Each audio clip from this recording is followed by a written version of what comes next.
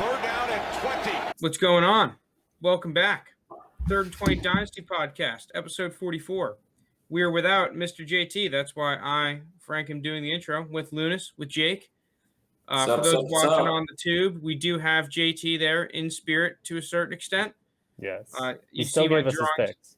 Yeah, you see my drawing skills on display. But let's get right into it. I'm not sure if you guys are watching on the VOD, but I'm not watching on the VOD right now. No. I can only imagine. It's a sight to see. All right, but let's move into it. So we did we'll talk about NQ Harry. I forgot about that. So quick takes, NQ Harry, kind of like a two-part question I'm going to ask you guys. 1, can he rebound? 2, is he worth anything? Is he worth anything like with Dynasty? Or you mean like real life? This is the Dynasty Podcast Lounis. That's true. In Dynasty, maybe like a 4th. I'm not giving any of my. I was gonna say even then, like I was trying to think like what I was like I might just take a flyer on someone in the 4th. I'll go like a later half 4th, like an end of the 4th round. I'll say that. What are you feeling? I mean, like, sure. I'm not giving a 3rd for N'Keal Harry. I mean, like, listen, he has the potential. He was a first-round pick. Everyone saw him play. He's been absolutely terrible. That might even be an understatement with the Pats. So unless he does get what he wants and moved or cut and signed somewhere else, it's not worth it for me. So Damiere Byrd was out playing him. I know. It's not worth the roster spot. Like, I think that's the problem with me is not even whether, like, I don't want to give up draft capital for a guy I can envision cutting. You know, like, yeah. Think about it. Tim Patrick is a guy that I would much rather have than NQ Harry. And that's a problem in terms of, not that Tim Patrick's a bad player. It's just, dude, if I would easily, like, no questions, take Tim Patrick over you, that's how you know, like, dude, you're way at the end of the roster, bud. And it's very bold for him to demand a trade. Patriots might just be like, okay, we'll just release you. If it wasn't for that first-round contract, they probably would have. But the first-round contract, they owe him money. Dude, the only way I could see myself throwing any draft capital at him is if he gets, like, the shiniest landing spot of all time. All of a sudden, it's where's like, what? He'd have to go like Kansas City. The Chiefs, yeah, like maybe the Chiefs. Even He'd then, have to it's go to like, Kansas City. I don't know if I want to. Okay, maybe I'll actually spend the 4th if I desperately need a receiver. I just think that I would rather spend actual draft capital on better receivers. You know, like I'd rather either just take the dart throw or if I'm going to trade a 3rd or a 2nd, like, dude, I'm just going to get an actual guy. 3rd or 2nd? Oh, my Lord. If you got a 2nd for N'Keal Harry. No, I phrased that poorly, right? I'm not going to give a 3rd or a 2nd for N'Keal Harry. I would rather trade a 3rd or a 2nd for like a receiver you know is productive. Trading the 4 for NQ Harry because I'm worried that I'm just going to drop NQ Harry in the middle of the season. Yeah, no, it's a very fair concern. And you can't put him on your taxi if you trade for him. So yeah, true. But all right, any other takes on NQ Harry? Not really. Shame the Patriots picked him, and then AJ Brown was the next receiver taken. Like, dude, people want to call Hollywood Brown a bust. Like, dude. There's Hollywood Brown is miles ahead. Yeah, the Patriots would kill to rather have Hollywood Brown instead of N'Keal Harry. All right, so we got 2nd round mock going on. That I guess we'll move into the first actual segment. So last episode we did the 1st round mock. There's a video that's specifically on the YouTube if you're interested in that. We're moving on. We're going to go through every single round the next couple of weeks, heading up until the season. So we have the 2nd round mock, 2nd round big board. For those watching on YouTube, it'll be on the screen. Oh, let me get JT. Actually, JT, you're chilling. You can be on the screen, man. JT's pretty grumpy. Is he in the chat? I'm not sure if he's in the chat. So. My drawing of him is on the screen, and he is already unhappy with Jake's takes. Oh, man. With me? When isn't he? Yep. Yeah, with you. You and JT are always feuding. But let's get into last episode. They've been kind of on the same page. It's been Frank and Jake. I mean, sorry, it's been JT and Jake against me and you, Frank. All right, but let's get into the second round mock, second round big boards. First things first, I think that Travis Etienne should have been in the first round. JT He should had have been. Rashad Bateman as like the first pick in the draft, so that kicked Etienne out of the first round of our consensus mock, which is ridiculous. All three of us had Etienne in the first round and Bateman not in it. It's just that JT's ass had Bateman at 106, and that alone gave him more first round points because we all had Bateman around like the last two picks of the first round. I believe in our actual mock and not our individual rankings, JT took him at 112. So that's why Etienne's fallen here. And I think Lounis, he started off because JT's not here at taking, obviously, Travis Etienne. We should be a first rounder in this mock that we did. I think we all agree he's a first round talent. I've seen him go as high as 107. I more personally rather take him around 110 to 112. But I think we all can agree he should have been in this first round. So easy pick here at 201 for Loon. Yeah, he's a late first rounder. Yeah, aside from the just like, okay, Travis Etienne being out of the first round, the first thing I think is apparent about the second round is that the first 4 picks are just cash money. Their first round value. That's including Bateman, who would normally be in those first picks instead of Etienne here. Because he went 112 in ours, but I think in a lot of leagues he will slip into these first 4 picks. And you'll see as we go through it who the other 3 are here. The first of which I took at 202, which was Elijah Moore. He's a guy I've liked for a long time. I think he's a fantastic wide receiver, fell into a good spot with, Zach Wilson at quarterback. A lot of people may shy away from him just because of he's on the Jets.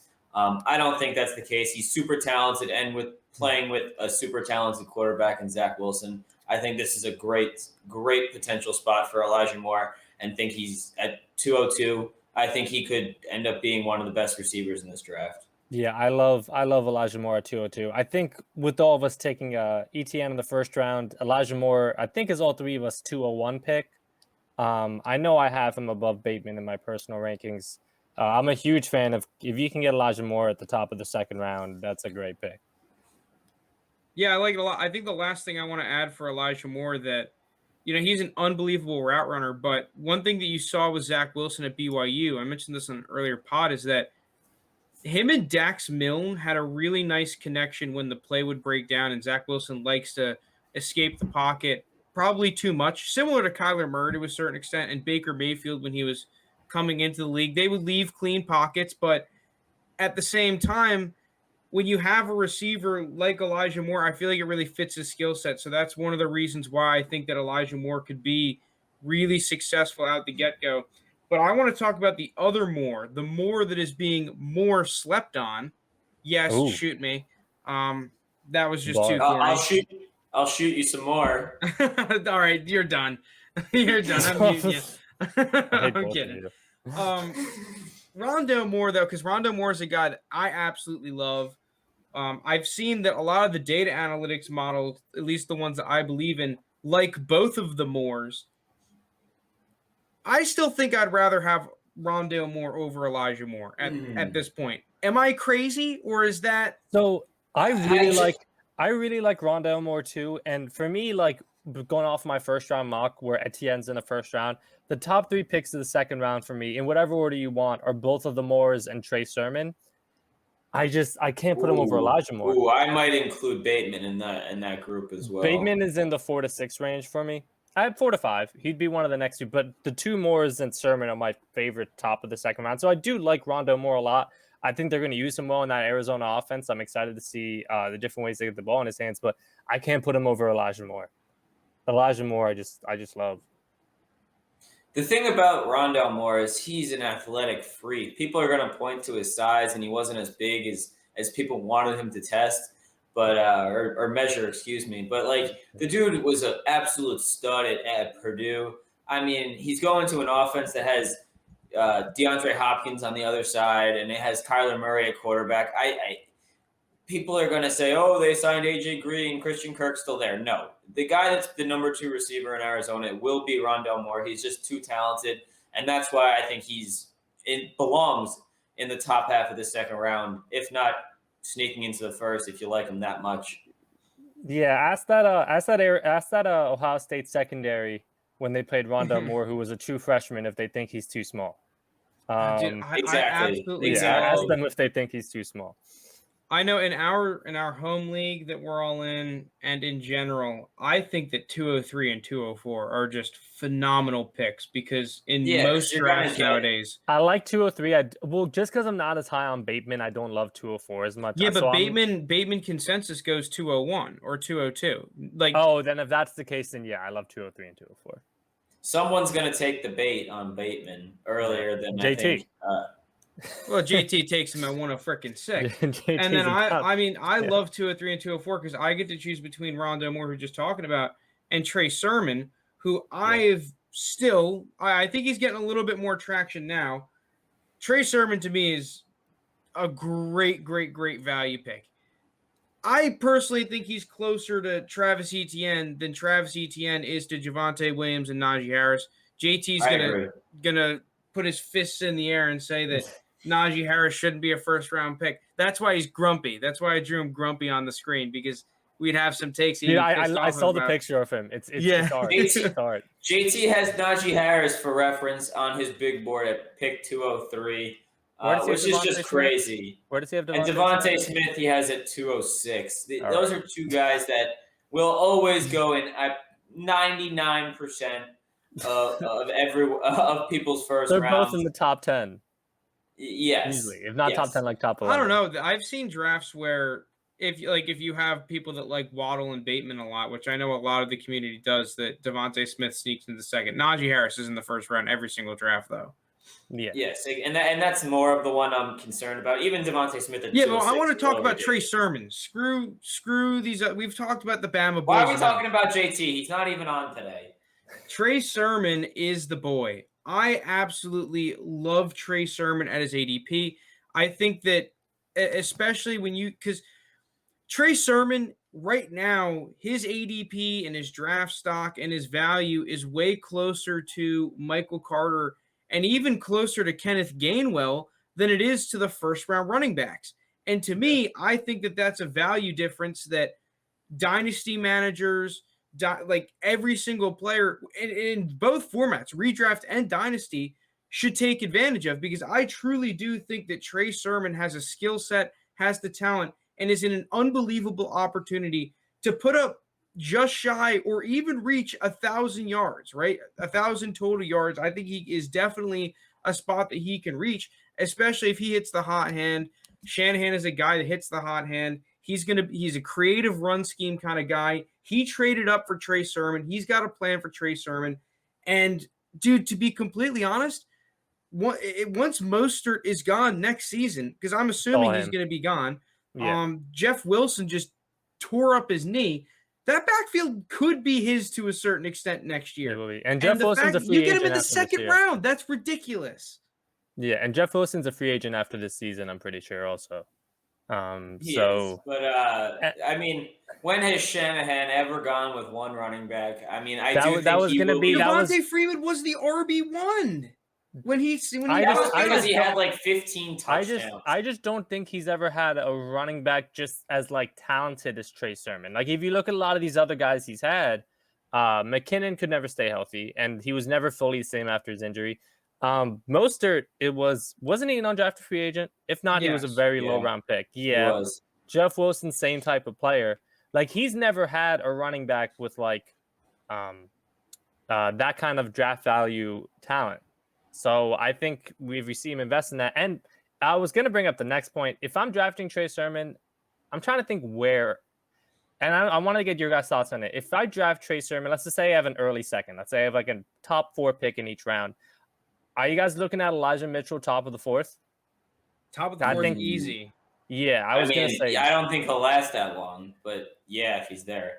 I mean, it just sucks that, honestly, to me, it sucks that Elijah Mitchell went to the 49ers because he was one of my favorite sleeper running backs this year, simply because of the fact that as a receiving back, he has insanely quick hands. He has and you do not see that from running backs all that often, how he's able to find the football. And dude, and that 49ers scheme, like, that is important. When you're getting rid of the ball quick and, you're going from pass pro to flashing out, like, you got to be on the same page at your quarterback. And I think that could be really big for this offense. Now, at the same time, too, that Trey Sermon is a receiver as well. So I personally think that the Shanahan offense, we've seen it before. He's one of the only coaches that can actually sustain 2 running backs. I wouldn't be surprised if that's the case here, but I don't think that that's a reason to say, oh, well, Trey Sermon and Elijah Mitchell shouldn't be sought after and shouldn't be, bought at their current prices. I think that that's just, it's a mutually beneficial relationship. You saw the report the other day. They want to get 500 rushes between their running backs. I want to invest in these guys because I know it's a coach that believes in pounding the rock. He's the only guy that really does it. Like, Sean Payton will do it. There's like a handful of coaches, but if the running game is working, Kyle Shanahan will gladly only run the ball. No other coach does that. No, their top running back will be productive when they're winning. Like, look at Mostert's numbers during their playoff run. Like that RB1 he's going to use effectively. So I'm with you on the Trey Sermon love. Also, hi JT. I just saw he was in the chat. Well, also just like the red zone touches too. Like, oh man, yeah. This 49ers offense is really looking like it's going to be insane. Like, they have a ton of weapons. Before we move on, like, because we're about to move off and go into the end of the second, like, I am so excited for these 49ers Rams games. They are going to be, I feel like, just fireworks. Yeah, what was I gonna say? I'll be more excited if Trey Lance is starting, but I am very excited just to like some of those, like, they're 2 offensive genius head coaches. All right, but let's move on. So 205, 206, we've got Dimey Brown, Michael Carter. If you've listened to the Dynasty Pod before, you will know we are a big Dimey Brown podcast. Really don't think much needs to be said. We just think he's undervalued. In most leagues, you can get him at the end of the second, which we all believe is a fantastic pickup. Mm-hmm. Yep. If you need convincing, I just think that Dimey Brown, he's more than just a deep threat. Really good release, physical, good with the ball in his hands, and is able to stack defensive backs insanely quickly. Something you really just don't see a ton. It's like it's what Odell Beckham is so good at. I'm not saying he's Odell, but it's just a reason why you want to like him. That's I think some of the reasons. That's interesting. He doesn't have the hands though. He compared him to Odell. But I don't fully agree. The way that they can stack a defensive back, for those who don't know what that means that you're able to position yourself in front of the defensive back so that when you're running a route, the defensive back has to get fully around you, which is just like hard to do, especially when you're a big ass dude. Yeah. So like when you're on a go route, you want to get in front of the guy, but then position yourself fully in front of him, not like you're on the side of him. It sounds self-explanatory, but it's a little bit easier said than done. But let's move on to the more interesting guy, which is Michael Carter. Because we have Michael Carter at 206. In all drafts, you're basically going to see Michael Carter go before 206. We've kind of been split on him before. I think me and Jake were the guys kind of on him. I'm very on and off with him. I see a whole lot of people on Twitter saying, oh, well, at the end of the day, he's a 4th-round pick. I've got a couple things to say, but I want to hear your opinions first. Before 206, let's say 203, is that the bait, yes or no, if you really need a running back? At 203, yes, because you could take Trey Sermon. And if Trey Sermon's not there, you're getting a receiver that's much more talented. And I do like Michael Carter. I was the one who, in this mock draft, selected him at 206, and I feel like that's the appropriate time to draft him in the middle of the second round, like 207. I don't mind, like that kind of range. There's just so much talent at the top of the second. I do like Michael Carter, and I think he's. I argued on an earlier podcast. I think he'll see more opportunities this year than someone would expect. And I still like a mid-second round pick is still very good capital, but there's just so much talent at the top of the second between Sermon and some of those receivers up there. I can't get with drafting him at 203 just because, like, oh, he's the only running back I know there at the Jets. Like, You got to go talent over opportunity with a lot of these drafts. And even though his opportunity is good, and that's part of why he's a mid-second round pick in most of our opinion, there's more talent at the top of the second. Okay, so the one thing I have to say about Michael Carter is that he is a more talented running back than a fourth-round pick. I think me and Frank can both agree on that. I think you can agree on that. I agree also. I liked him a lot at North Carolina. I think he kind of got overshadowed by Javonte Williams, and rightfully so. He's this pod's RB1 in this draft. So I understand it. But at the same time, that shouldn't take away from the accomplishments and the talent that Michael Carter showed throughout his college career. And the thing I do think he is getting slightly overdrafted in leagues just because people are going to say, oh, he's on the Jets. They don't have any other one else. I'm not ready to say that. I still think Michael P. Ryan is a guy that's going to get touches. I still think even Tevin Coleman, when healthy, is going to get touches.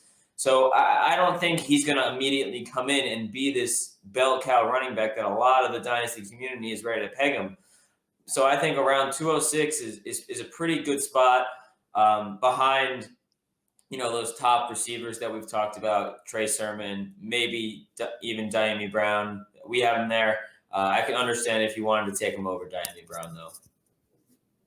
All right, so I saw a tweet with Michael Carter basically saying that at the end of the day, Michael Carter is a fourth-round pick. And they compared him to the other recent fourth-round picks, guys like Joshua Kelly, LaMichael P. Ryan, and those kinds of guys. But I wanted to dig a little bit deeper because I am, like you, Jake, I don't think he's just a fourth-round pick. I think he was better than a fourth-round pick. But clearly, I think he would have been a third-round pick had Javonte Williams not been on the same team as him. See, that's where I think it's even wrong. I think if Javonte Williams on this team, this guy is going to get carry after carry in this North Carolina offense. This North Carolina offense was a very underrated offense last year. And I really think if without Javonte Williams, he could have been a second-round pick, just like Javonte himself. I mean, maybe not as high. He's not going to be a second round. I think first half of the third. I think first half. Yeah, I was going to say not top half second, but if you're going to tell me he's going to be around pick 60 to 65, 67 in there in that top half, bottom half of the second, top half of the third, I don't think that would have been an unreasonable expectation. He is that talented, in my opinion. But I wanted to look at, based off that tweet, because he was comparing it just to the fourth round running backs last year, right? With McFarland was another one. There was one more. But I wanted to narrow it down a little bit more. So I looked at fourth round running backs in the past 15 years, but they were drafted before pick 115 because Michael Carter was picked 107. I didn't want to look at running backs drafted at the back half of the fourth round. I wanted similar running backs that, hey, they're fourth round picks, but the teams that picked them probably had like a late third or maybe a mid third round grade on them, right? Because that's generally how the news goes with these picks. So I'll run through them real quick. Joshua Kelly fits the bill last year, 112. Alexander Madison, Bryce Love, Justice Hill. Then we get to our first hit out of 5, Nyheim Hines. You can stop me if you think one of these other guys is a hit. Mark Walton, James Conner, who I have as the second hit, right? We can agree on that. Yep. Samaj P. Ryan, Jeremy Langford, Devontae Freeman, the third hit. Andre Williams, Robert Turbin, Roy Halou, Joe McKnight, Mike Goodson, Antonio Pittman, Dwayne Wright, Maurice Claret, Marion Barber, who I have as the fourth hit. Not a crazy hit, but he had like a 950-yard, 10-touchdown season. And then Brandon Jacobs was the last hit, last player. My dog.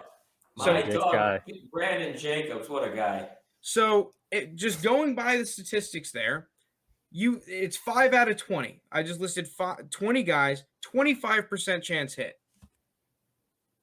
It's not too bad. That's not terrible. It's not bad, and this is probably one of the best situations out of the guys you mentioned. It's a better hit rate than I thought it would be, to be completely honest with you. Well, yeah, like think about it too. Joshua Kelly, Alexander Madison, Bryce Love, Justice Hill all had direct guys that were clearly established in front of them. Yeah. That's what I'm saying. A bunch of those. And Frank, I know you're not as high on Madison as me and Jake are, but I think Madison could, like, if there was a team without a clear RB1, I think he could get in and get some consistent touches on it. Well, I mean, dude, if you want to say jury's still out on, I'm gonna say Kelly's a bust. I'm just really low. I'm Kelly, cool right? with that. But if Yeah, then we go Kelly, 5 out of Madison, 19. Madison, I think the jury's still out because I like him. Or I mean, we could do 4 out of 19 if we don't think Marion Barber was all that good. And he had one good season, so I'm assuming you could have sold him like 21%, 20%. Sure. It's not great. It's really not great. But at the same time, the upside on your hit, you could have sold James Conner for a lot at his peak. Yeah. Not after that ton, first season. But you could have got a first plus probably. Same thing with Devontae Freeman. So and probably Brandon Jacobs. I wasn't playing Dynasty back then, but I'm assuming you could have sold Brandon Jacobs for a healthy chunk. Yeah. So 3 out of the 4 hits, right? Who was my last hit? Was Nyheim Hines. Nyheim Hines, you were never really selling for a first. So, if he does hit, they hit, right? They hit. So, at the end of the day, I guess the question is, when are you just going to take him over the receivers? And is it worth? Dude, because everyone, kind of going back to the main argument, all these people are saying, oh, he's a 4th-round pick. He sucks. 4th-round picks are terrible. Dude, to be completely honest, looking at the data, 20% chance is not terrible. It's really not that bad. Yeah. Right, but my question here, the only thing I will have to say against that, and I don't know the statistics, this might be something we want to look into, but compare him to, a 3rd-round receiver in Dyami Brown, or an early 3rd-round quarterback, or a 2nd-round receiver in Terrace Marshall, another 3rd-round receiver in Nico Collins, a 2nd-round tight end in Muth. There's a lot of guys that were drafted ahead of him that I don't know the exact hit rates on for those positions taken there. It's something we could look into, but that's the only thing I would say. The one I know off the top of my head, 2nd-round receivers, their hit rate from 2000 to 2011 was 42 or 43% at having one top 24 season. Right. So that's what I'm saying. I mean, obviously, I think the only 2nd-round receiver, there's 2 of them actually that we have in this, and it is Terrace Marshall and it's Dwayne Eskridge, who we'll get to much later on. But those are the other guys that were 2nd-round wide receivers. The rest were 3rd-round wide receivers, which I'm assuming the hit rate's under that 42% or whatever you said. But that's still a much larger chance than the 4th-round running backs. Yeah, at 20. But so the other thing too, though, is if that you're playing the odds here, right. But the downside of taking Michael Carter in the middle of the 2nd round compared to a receiver that could at worst possibly be a wide receiver 3, I don't know. It's just a risk reward weighing on how good your team is, your team needs, and all that kind of stuff in there. Because if you really need a running back, I understand it. But if you wanted to play it safe, taking one of these wide receivers that are still on the board is probably a safer option. Yeah, it's definitely safer, but it's 2nd-round picks. At the end of the day, I'm talking 2nd-round dynasty, right? 2nd-round receivers, dude, you still have less odds than a coin flip. And the hit rate for that was much, much looser than my hit rate. I mean, the only one that you can really make an argument shouldn't be a hit is Marion Barber. But, dude, a season for a 4th-round pick of 950 yards and double-digit touchdowns is not bad at all. I mean, granted, it was 3 or 4 years down the line, but according to that receiver study that I looked at with the 43%, that would have been a hit. I'm assuming he was a top 24 running back with those kinds of numbers. Oh, he definitely was. So, I don't know. I wanted to bring that up because I agree 4th-round hit rates, they suck. But I personally think that Michael Carter is more talented than a lot of these other running backs that were drafted in the top half of 4th rounds. Dude, Walton, I thought he was miles ahead of Walton. Madison, obviously I'm not a Madison guy. Kelly, I was not a fan of Josh Kelly. So, instantly, I'm knocking 3 or 4 guys off the board. I think that the whole 4th round label is a little bit too strict on Michael Carter. I'm not going to come out here and say that I'm going to pick him up at 202, but if you really need a running back, I don't think that you should shy away from him just because he was in the 4th round. I agree. Yeah. That's my stance. I think we've gone over Michael Carter for quite a bit, so we can move along. I had picked 207. I took Kellen Mond here. He's a guy that if you listen to us, we all like a lot. We think he has a really good situation in Minnesota here. He's probably going to sit a good chunk of the year, if not all of this year, behind Kirk Cousins and learn from him. And he's a guy that has a lot of talent, a great arm. So I think he just needs to get the game down in his head more than anything. I want to ask you guys a question real quick. Because I think we might be on the same page here, which is pro Kellen Mond. By Kellen Mond's 3rd season, so 2 years, next 2 seasons have passed. Is Kirk Cousins still on the Vikings? No. I say no also.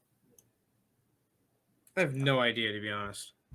No. I don't think he's still on the Vikings. I think Kirk Cousins is probably starting somewhere else. I don't think he's going to. I think he'll be a starter somewhere else, but I don't think he'll be on the Vikings in 2 seasons. I think this was the Vikings' way of telling him, hey, yeah, you're the starter, but we do have plans. You better play well. Because a lot of Mond's super talented. He has the arm strength, and we've seen him make some crazy plays on tape. Yeah. So, and someone brought up a good point. Sorry, Kajal. Someone brought up a good point. Mond is the more physically talented quarterback than Kirk Cousins. Oh, yeah, 100%. Kirk Cousins is the guy that's going to come out obviously and put up the 4,000 plus yards, put up the 25 plus touchdowns. He might throw 10 plus, 12 plus interceptions, sure. Yeah. But at the end of the day, he's going to be a quarterback that's going to put up some decent numbers. He's going to finish probably quarterback around 12 to 15, and that's what he's going to be. And I think the Vikings are kind of sick of losing in the first or second round of the playoffs, and they want a guy that could put him over the hump. That's the problem with Kirk Cousins is that he's going to go. He can go out there and throw for 500 yards on any given day, which is why he's still a starter. But at the same time, he can go out there and just absolutely shit the bed, throw 3 picks, and go for 120 yards. Yeah. But with Mond, I feel like you kind of just have to use the Jalen Hurts philosophy. I'm not picking Mond because I think that Kirk Cousins is bad or won't be the starter. I'm picking Mond because I think he's a good player. Yep. Yeah. So I'm not really that was the point I wanted to bring up with Mond being more physically talented. Teammates are gonna see Mond as obviously the more physically talented QB throughout training camp and shit. And so if Kirk Cousins this year loses in the first round, or if they miss the playoffs again, it's not great for Kirk Cousins. Mond is a long-term investment. You're not picking him for immediate quarterback production. If anything, I think it'd be better for him to sit most of next season and then right. And I'm not trying to compare him to Jalen Hurts here because that was kind of a fluke situation that never happens. But look at the value that Jalen Hurts has right now. I think he's QB 14. We said last week. He's probably. I don't think it's a fluke though. What if Mond was on the Rams? And all of a sudden Jared Goff gets hurt and his thumb is destroyed and he can't play. And I mean, quite frankly, when he was playing like dog shit to begin with to a certain extent. Yeah. I mean, there might be the Jalen Hurts situation in Los Angeles, and then they don't end up trading all their picks for Stafford. I'm playing the what if game really hard right now, but that could have been the situation. But we like Mond. Let's move on. Terrace Marshall's the next guy. Yeah, I'm the lowest guy on Terrace Marshall. We're at 208. Yeah. At the same time, I respect the upside of Terrace Marshall. If Terrace Marshall is a good player, I think that the sky is the limit for him. I just don't like him because of his tape. And I have a rule that if I don't like your tape, I'm not drafting you. I'm a stubborn person. So I had Terrace Marshall at 210. I'm not a big Terrace Marshall guy either. I put guys like Josh Palmer ahead of him. I put guys like Tony ahead of him. It's the only reason I still have him at the end of my second. I think if he's going to go to any team, the team with Joe Brady as their OC makes me feel a little bit better about him. To where I'm okay, I can take him in the back half of the second. Well, also Matt Rule. I think Matt Rule is a perfect coach for him. Yeah. Like he'll be riding on his ass, like no. Yeah. Man. But no, that's the point though. And I think with Curtis Samuel gone, that wide receiver spot, wide receiver 3 spot is up for grabs. I know pretty much like McCaffrey's the wide receiver 2 after DJ Moore, pretty much, but with Robbie Anderson still there. But Robbie Anderson only has 1 year left on his deal. But Robbie's a receiver that's very underrated. He had a very good year last year. Oh, you have to tell me about Robbie Anderson. I love Robbie and he's back with his good buddy Sammy D. That's true. So I think it'll be fine. I think Marshall is going to be given the chance to ease into that wide receiver 3 role, and then next year when I think when Robbie Anderson's a free agent, just slide right into that number 2 role behind DJ Moore. I think it's a nice situation for him, and I think he'll fit very nicely opposite DJ Moore as a bigger receiver to DJ Moore, liking to go across the middle a lot. Yeah. So I'm cool. Where Jake do you have? You have him like 207? Yeah, it's in the mock. I personally have him at 207. The mock I got him at 208. Yeah. So I'm just surprised the community isn't higher on him. I don't know what happened. I think no, they are. They're higher on him than us. I think not by a whole lot. I mean, Keep Trade Cut right now has him at 18. Dude, he was a late first at one point. Like there was a point in time right before the draft where he was in the Bateman spot, and then Bateman was a first-round pick, and then Terrace Marshall slid in there. Terrace Marshall slid back. Bateman slid back in. I think that Terrace Marshall's gone from being overvalued to being at a pretty favorable price if you like him. Because if I'm a crap team and I have a whole lot of like late second-round picks, I would take Terrace Marshall because the upside is tremendous with him, and I think he's in a good spot. Speaking of a guy with tremendous upside, this is a guy I have liked a lot, and that's Nico Collins. I think that Nico Collins is a stud, to be honest. I think that Nico Collins is the Chase Claypool of this year to a certain extent, where like not that crazy. Playing on the Texans. I don't care where he's playing. I think he's just a good player, and he's just de facto behind everyone because everyone's just a little bit too nervous about taking him. It's like, dude, he's athletic. He had a phenomenal Senior Bowl. He has a whole lot of traits you could like. But because he doesn't have all the data analytics metrics and isn't on a flashy team, it's like people are like, oh, well, we'll just slide him back to the end of the second. Every single person. Dude, I like Nico Collins a lot. I'm really close to putting Nico Collins above Bateman, to be completely honest. I think he's a stud. I think that Nico Collins is really good, and it's not reflected in his price. He's the kind of guy, if I have late second-round picks, I'm targeting him every single league. I'm targeting him in the late second. I think, you know what, I'm just torn between him, and I know he's the more physically talented one, but I don't know why I just love Josh Palmer so much, and he's the guy, he doesn't play like Claypool like Nico Collins does, and we'll get into him. I actually don't think he made the top 12 for that second-round mock. He would be my first pick of the third round if I had that, but it's between them two kind of, but I do like Nico Collins. He should be a second-round pick in every draft. He should go at the end of the second. Because Brandon Cooks, he's not going to be a long-term guy in Houston. I don't know how you guys we don't even have to get into it, but like when you guys think Watson will be back, if it's like next season. But that receiving core is wide open. And Nico Collins is a very talented receiver who was kind of stuck on a Michigan team that has never done any favors towards receivers. So I'm with you, Frank, in terms of really liking him. All right, next player is the Muth. I'm a big Muth guy. We should speed run this a little bit. Basically, the Muth in a system where Matt Canada uses 22 personnel a ton. I think that both tight ends are going to get usage. He's the kind of guy that kind of in a similar spot to Cole Kmet last year, because he's not the flashy tight end like a Kyle Pitts or a first-round guy. He's just going to kind of fly under the radar to a certain extent. I don't think his ADP is as favorable as Kmet's, but I also think that the Muth is more talented than him. One of my more favorite taxi squad stashes at the end of the second. I like the Muth also. At the end of the second, I think that's good value. He's the second best tight end of this draft. So no, I'm with you. I think you summed that up well. He's a guy. He's got soft hands. He's more athletic than you think. He's a better blocker than advertised. Lunis, I'll let you have the. You want to say anything on Muth, Jake? No, I just think that the fact that you brought up the blocking is a great point because I think that flies under the radar with tight ends a lot is their blocking ability. Obviously, like you're not as worried about it with guys like Kyle Pitts that are just elite receiving options. But no, if he can block, you stay on the field more.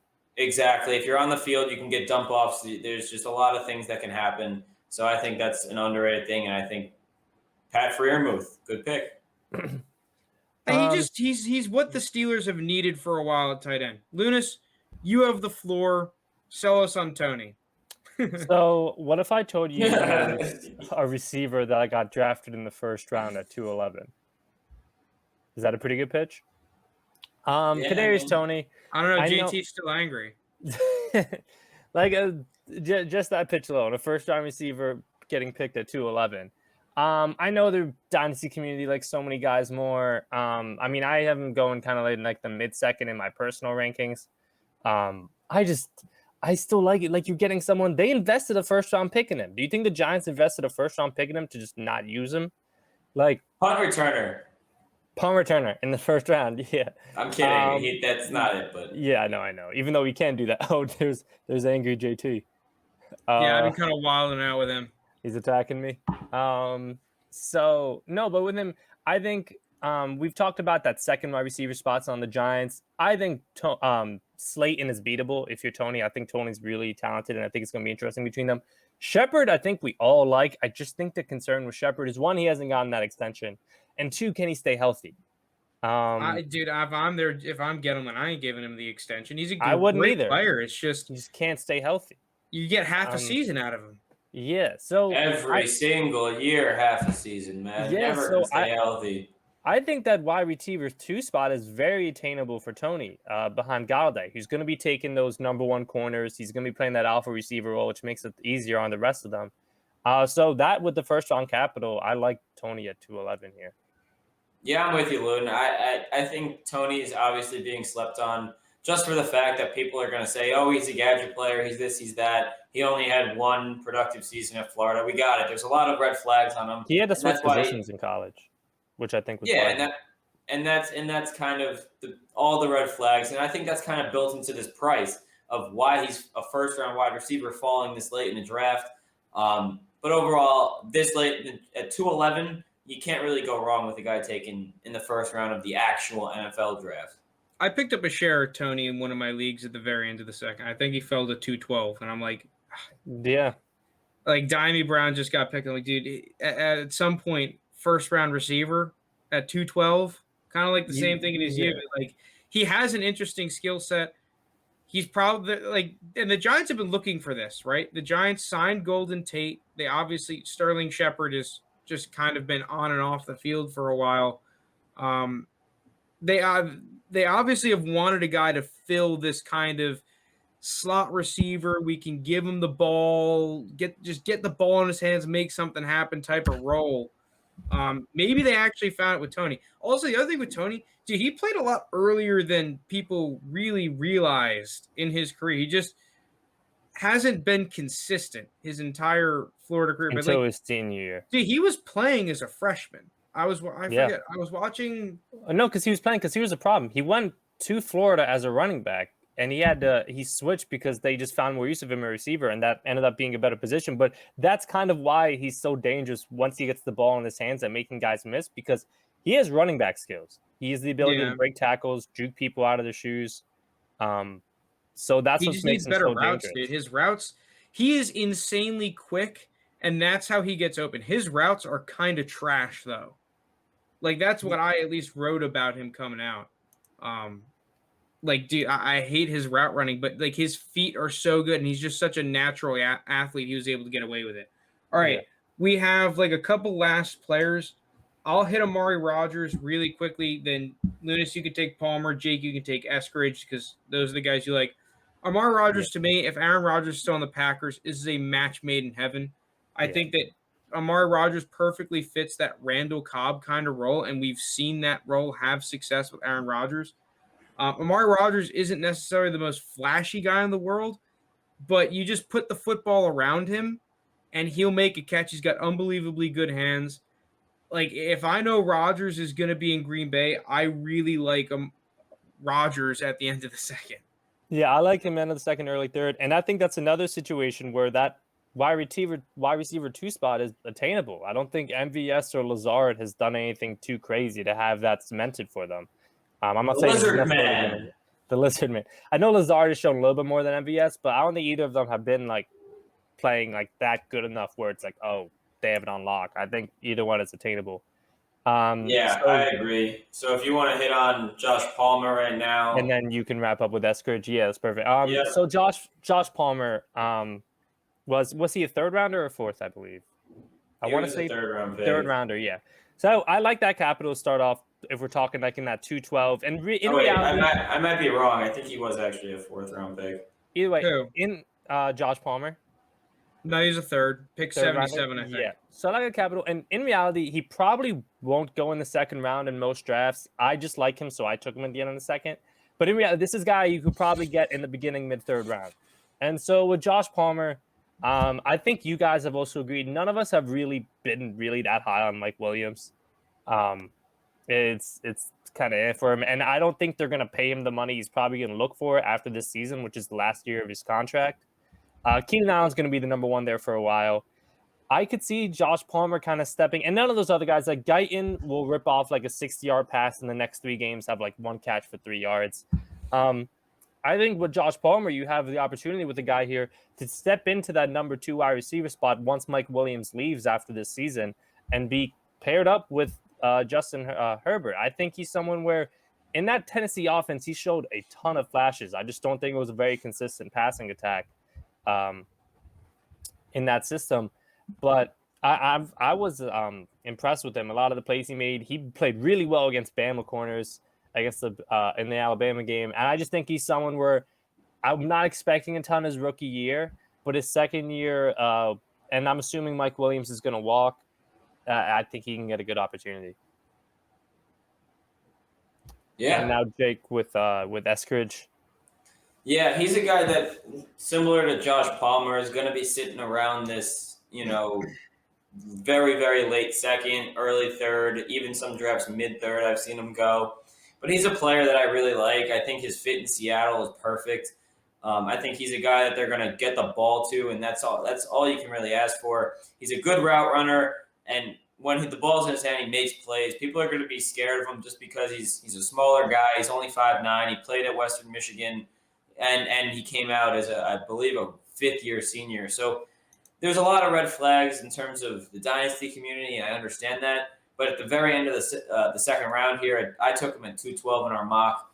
I just like him. I like the player, and I think in Seattle, it's just a really good fit for this offense where he could be running across the middle while, Lockett and DK are going long. I think it's Russell Wilson's going to learn to just dump the ball off to him, similar to like we talked about with Tony. I think they've been looking for a guy like that.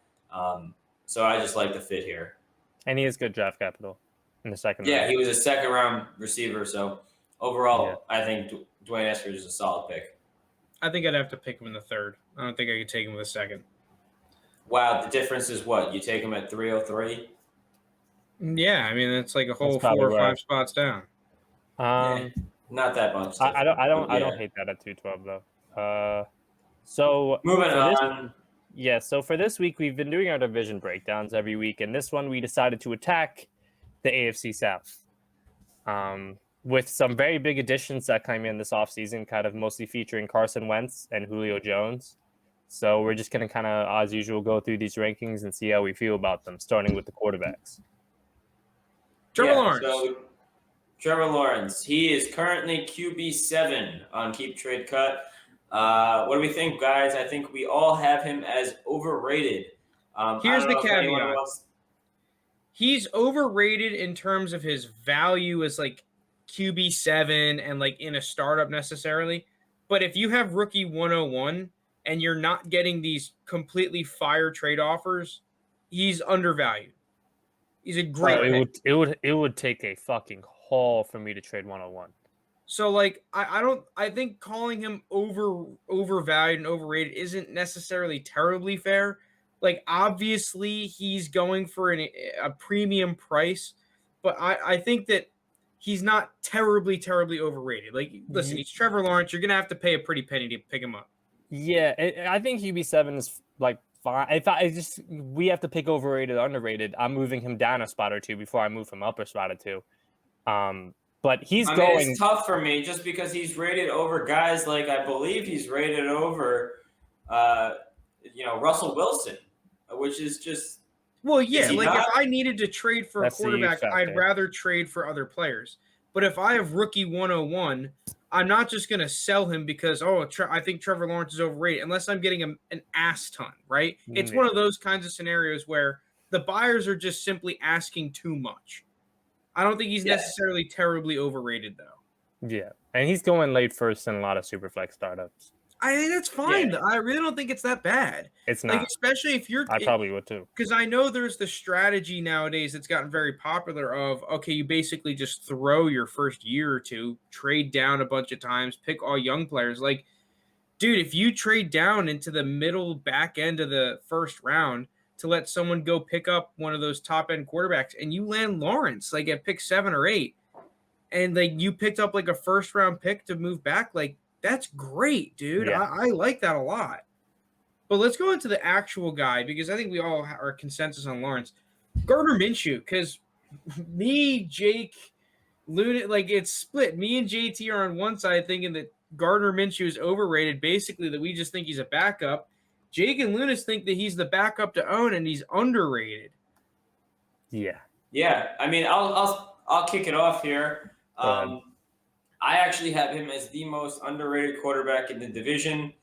I think he got a raw deal. Obviously, he was not a whole lot of draft capital on him. I think he was a 6th round pick, I believe. Maybe. Yeah. So like not a whole lot of draft capital on him, but he stepped into a nearly impossible situation. Mm-hmm. He was the quarterback of a team that had absolutely nothing around him. And, like, yeah, you'll say, he had Laviska Shenault last year, who was a top end, a rookie. He had, a top 5 running back in James Robinson behind him. But let's be real, that was an undrafted free agent. The defense wasn't good. He was having to put up 1 million points, and then they become the worst team in the league, and they obviously take Trevor Lawrence. No doubt about it. I understand that. But he got a raw deal. He played pretty well with the hand he was dealt. And I think if you put him on, he's going to walk eventually. He's not going to be there forever. If he goes to a place similar to, something like a Mariota situation, similar to, I'm not going to say Tannehill, but I think he'll have a chance to be he'll have another chance to start somewhere. I agree. He's going to have a chance to start, whether that's just as a bridge quarterback or just, product of opportunity because he is the backup and the quarterback in front of him does get an injury. I think he's a guy that is going to stick around the league for a while because he's a guy that's proven, at least to me, that he's worthy of an NFL backup at the spot at least.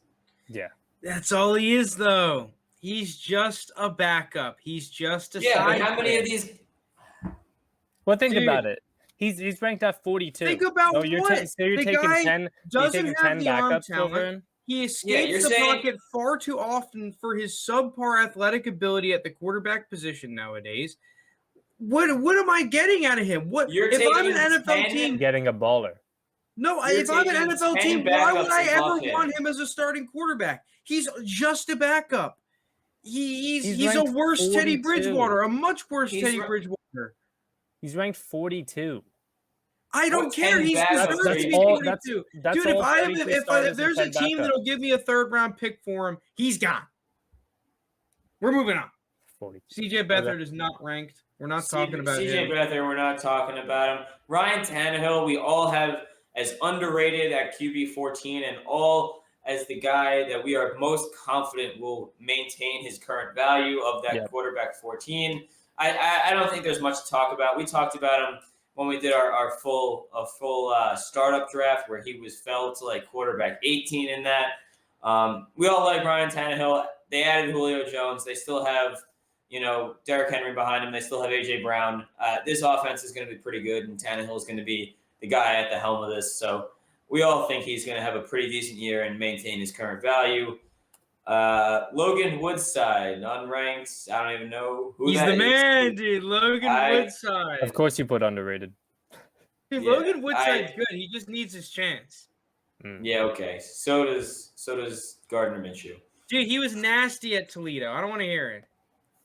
No, he's just a bad though. Anyways, Carson Wentz, we are all on the same page that he is underrated at quarterback 22. JT has him as the most underrated quarterback in the division. I mean, my perspective 22 is pretty low.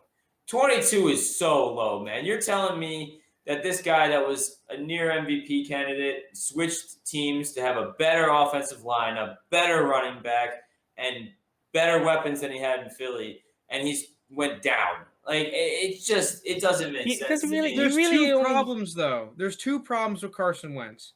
One is that if you have Carson Wentz, you know he's not quarterback 22. You know he's not that low, so you're not going to sell him there. The second problem is that as a buyer, he's never going to be what he was because he has that huge blemish in that last year in Philly. He's going to be a Kirk Cousins now. He's going to be that guy. Kirk Cousins is fine. If you give me exactly, like a QB12 that's season, the problem, though. QB10 season. Kirk Cousins puts up QB12, QB10 seasons, but because it's Kirk Cousins and he has these bad games in primetime and whatnot, it's the blemish that no one will ever pay the actual quarterback price for. I actually think I like Wentz more than Cousins because of his athletic ability also. I don't think he even needs to return to his MVP form. Like, if you go to his 2019 year, he had a really good fantasy season that year. He really just had that one terrible year, and it was a terrible year.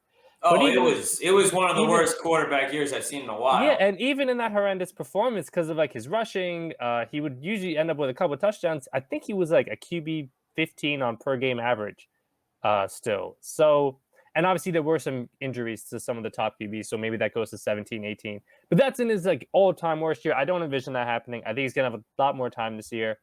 Better weapons, solidified running game, and a coach that fits him way better. I just think the situation last year in Philly was toxic. He didn't like the Jalen Hurts pick.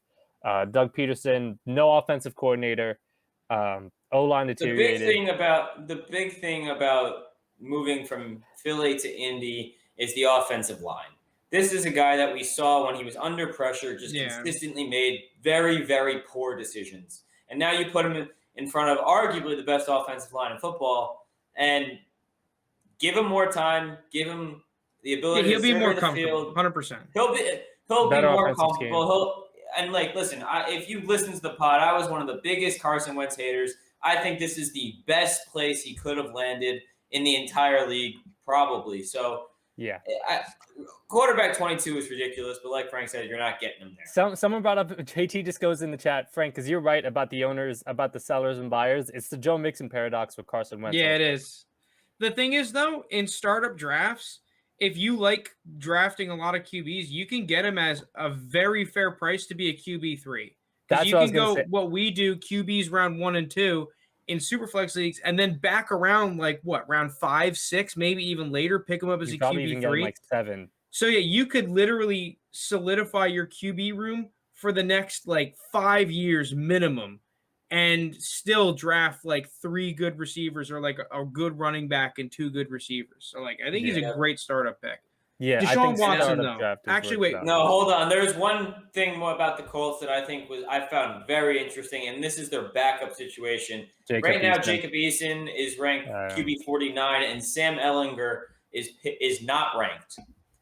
We all have Jacob Eason as overrated. I personally have him as the most overrated quarterback in the division, while we all have Sam Ehlinger as underrated, and me and Frank actually have him as the backup to own. I find this really interesting because I don't know who would get the nod if Carson Wentz was to go down or they pull him because, he's tied to that draft capital where if he starts 75%. Number of games. So I think Eason would. I think because he's been in the system. I don't know. I'd rather have. But I just think Sam Ehlinger is the safer. He's a gamer though. Ehlinger's a gamer. Yeah. Jacob Eason is he's got the arm. You know, he looks the part of NFL guys. Like when you see him throwing in gym shorts at the combine and stuff, like the dude just wows you, right? But you watch him play and it just doesn't match up. Ellinger is the opposite. Ellinger kind of needs the arm talent. He plays like a college quarterback, but he's a gamer. I will bet my money on the gamer, right? It's like coming at it from a Steelers fan perspective, the difference between Mason Rudolph and Duck Hodges. Duck Hodges, he didn't have the talent, and Ellinger's got way more talent than Duck Hodges, but they're gamers. That's like, they're never going to be the guy, but if they come in, they're going to be the ones that can actually like go in there and win football games. That's the difference for me.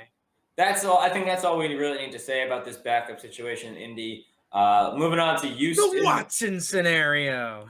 Oh, God, the Watson scenario. The Yoiker scenario. So here's I'll make the first thing. Listen, I don't know. We don't know what's going to happen. We're not lawyers. We're podcasters. Hey, if you ask me to make a prediction, my prediction is he doesn't play this season and he's back next year. But at the same time, it's like, even with missing a year, QB 16 for a guy who was easily top 5 quarterback before all this shit started with him this offseason. God, QB 16 is too low. Because the minute, like, say he just is able to clear his way out of this whole thing or whatever happens, once he's back on the field playing, he's back to being a top 5 quarterback in Dynasty. Yeah. So, yeah, I mean, listen, I do also have him at underrated at QB 16. But I do think there is a legitimate possibility that he's just there's a chance he doesn't play. No, he's too good. There's a chance. But you gotta like the NFL. You can always come back. Nah, he's gonna come back. He's so undervalued. It's just a matter of when. Undervalued. For me, it's just I think he's the most undervalued player in this whole segment. I have him as my most underrated. I think Frank does too. Yeah, like a paying at QB 16. There is, and I see what you're saying, Jake. There is the chance it's like, oh, you might never come. The NFL has not really been like the most. Dude, like, if I'm a rebuilding team, I'm buying Deshaun Watson. Yeah, I'm checking the price on him. You think a rebuilding team has the capacity to do that? They got first-round picks. Because listen, the minute he comes back, he's a first-round pick. I mean, not first-round. He's a top 5 Dynasty QB. The minute he's back and playing full-time. So Probably. Because you got Watson past, 2-3 years? Past like 3 years has been a top 5 Who are you going to get that has shown more flashes than Deshaun Watson? Not even just flashes, just productivity. Oh my God! Wait! Oh my God! That took me a second. Whoosh. JT says Watson isn't going to be top 5 when he comes back. Watson, with shitty players around him last year, put up a crazy good season. So like, and I'm saying this as someone who sold Deshaun Watson this offseason. Luckily, he's so lucky. God, literally right before everything happened. Deshaun is going to erect himself back into a top 10 quarterback. Okay. Yeah, no, he's anyways, a riser. moving on. He's a riser. Moving on to the backup situation here in Houston. It's bait everywhere. I'm putting it on the screen. This is bait city. I'm sorry. This is bait city, dude. Davis Mills, Tyrod Taylor. I'm calling it now. It's bait city. Listen. Agree. I think the play because I actually like Davis Mills in rookie drafts right now because you pick him up, he's gonna play. And then you sell him right away. It stonks. You just sell him for a second. Bang. Stonks. The bait. JT's taking the bait. Give JT. By the way, JT, so you're saying he's not okay, JT, I'll make a bet with you. If Deshaun Watson does come back, I think he does. I'll make a bet on him getting back in the top 5 Dynasty QBs. Dude, they drafted Davis Mills because they need a pulse at quarterback. Like, he's not the long-term answer, in my opinion. Well, the long-term answer is going to be their first-round pick whenever they fucking have one. I think they have one next year, right? Yeah, thank God. Yeah, they do. They do. I wonder if their franchise quarterback. If they had that first-round pick this year, do you think they would have picked a quarterback? Yes. Hell yeah, they would have. Yes. Are you kidding me? Yes. Oh, yeah, because Watson wanted out anyway. Yeah. Dude, not only did Watson want out, Watson's not going to be playing. They would have absolutely picked they picked a quarterback with their first pick already. What if they pick, like, I don't know, if they just traded down like to like 8 or 10, got a bunch of picks, made the roster like really good, and we're like, hey, Tyrod, don't die. Like, what are you going to do there? Tyrod would be happy. He's like, there's no needles in my back this time. All right, running backs. Let's move on. More like the jail. Emily, hi. We appreciate you AFC watching. South, the running backs. Let's start off with the Jaguars. Travis Etienne. We're almost in consensus that Travis Etienne is the most overrated running back in this division, which is kind of shocking. I think rookie draft, he's great. If you can get him at like 111, 110, or 201, like in our freaking mock, that's fine. But running back 15 and in startups and whatnot, like paying a running back 15 price, that's steep, right? The fact that you have to pay significantly more for Travis Etienne than you do for Josh Jacobs, that's where I disagree. And I think that's not the move. Right? What's Jacobs at right now? Is he not above him? I don't know, but I feel like if you were to ask the Dynasty community who they'd rather have, you'd have an army of people at your door screaming Travis Etienne. I have seen so much Josh Jacobs hate recently. Wow. It's ridiculous.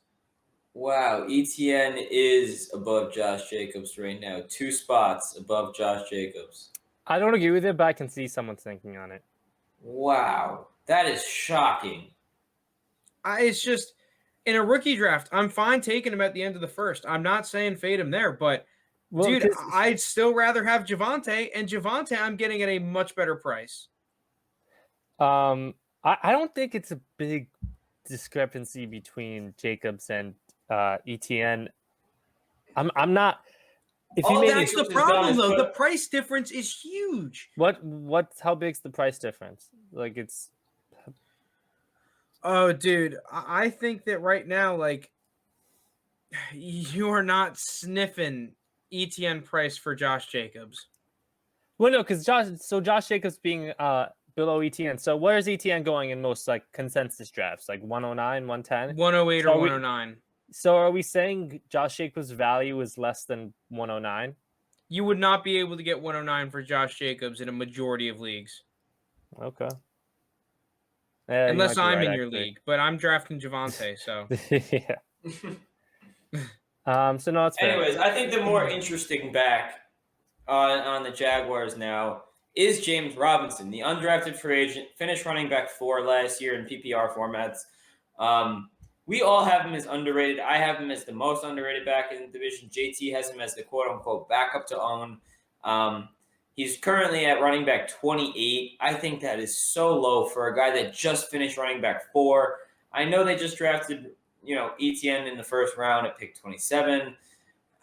I just think they're going to use both of these guys. And I think you'll see them on the field in 2-back sets, or even Travis Etienne's lining up as a slot receiver.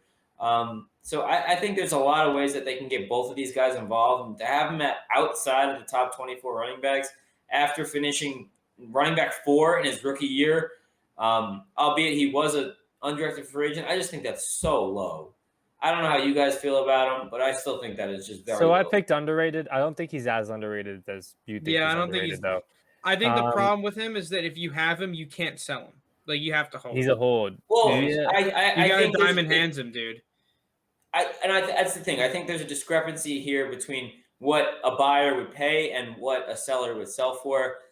Bit of the Joe Mixon paradox going on here. So I don't know if I want to buy him though. What would it take for you to sell James Robinson, Jake? That's the thing, is I think you're gonna want a top hat. Yeah, you're gonna want a top hat for the second round pick. I would accept less. I would accept less for James Robinson. There's no point. I would accept if someone offered me like 208 for James Robinson, I'd accept.